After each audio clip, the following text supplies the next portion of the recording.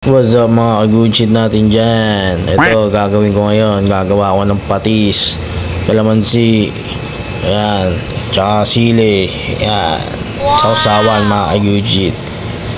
Dahil meron ako ditong tira-tirang tinola, no? Ayan, tinolang manok. Tapos ayan, may sabaw-sabaw yan mga ka-good shit. Ayan, tingnan yung ginagawa ko. Kailangan madaming sili, siyempre para masarap ang ating sausawan. O ayan ang ating tirang manok. At siyempre meron tayong pang suporta, no?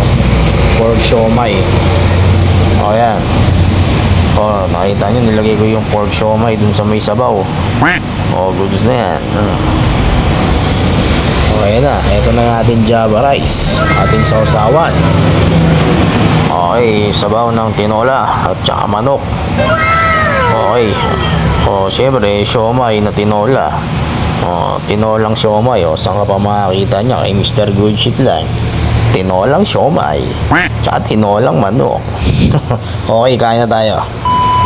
O, tingnan nyo. Ay, kumakain na si Mr. Good Shit. Ay, tayo, laban ng dila.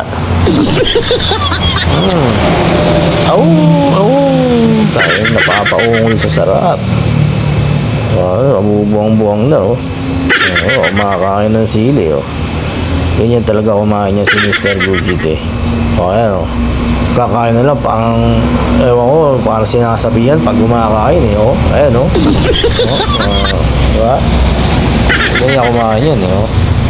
Dahil, eh, parang, ano, eh, hindi talaga yung pagsubo ng pagkain, eh, oh. Diba? O, ayan.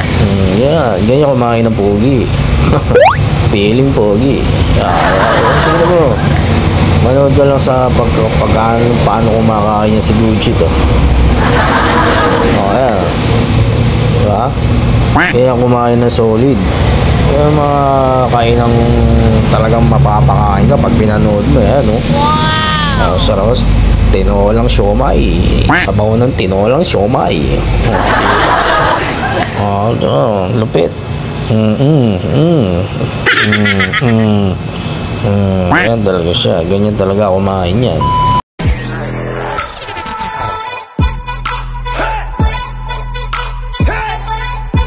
Let me get it light.